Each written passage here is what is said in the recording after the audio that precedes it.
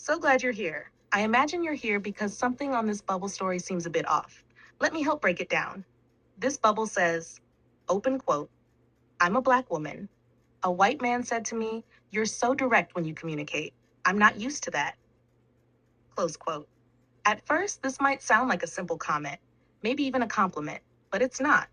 It's actually a microaggression, which is a small, everyday expression of a much bigger system: white supremacy and patriarchy. Let's unpack what's really being said. What's underneath this comment? When a white man says to a black woman, open quote, you're so direct. I'm not used to that. He's not just observing communication styles. He's expressing discomfort with her clarity and subtly framing it as a problem. Close quote. That discomfort comes from implicit conditioning, the deep societal training, especially in white and male dominated spaces, that teaches people to associate white communication with being professional, polite, or neutral, and black communication, especially when it's confident or assertive, with being aggressive, intimidating, or too much. So, what looks like a personal comment is actually a reflection of structural bias.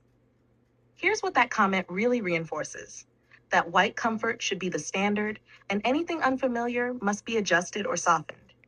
That black women's expression needs to be managed, translated, or made more palatable. That directness, a form of clarity, truth telling, and power, doesn't belong in white dominant settings unless it comes from a white man. And let's be honest, if a white man had said the same thing, it would probably be called leadership. But when a black woman says it, it's labeled intense, angry, or too direct. That's not coincidence. That's colonial gender racial coding at work. So, what's the decolonial lens here? In a decolonial framework, we recognize that communication is culturally shaped, not universally defined.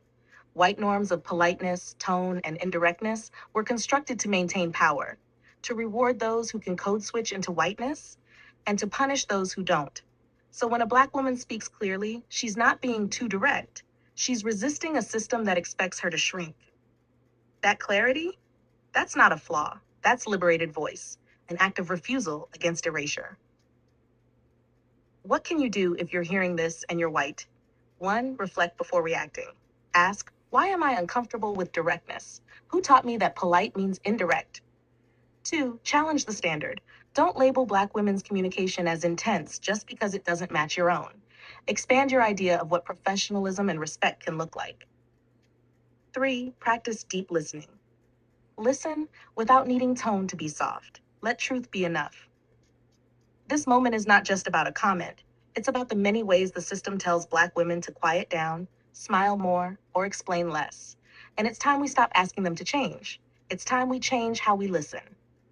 Thanks for being here. Stay open, stay learning, and I'll be here for the next bubble.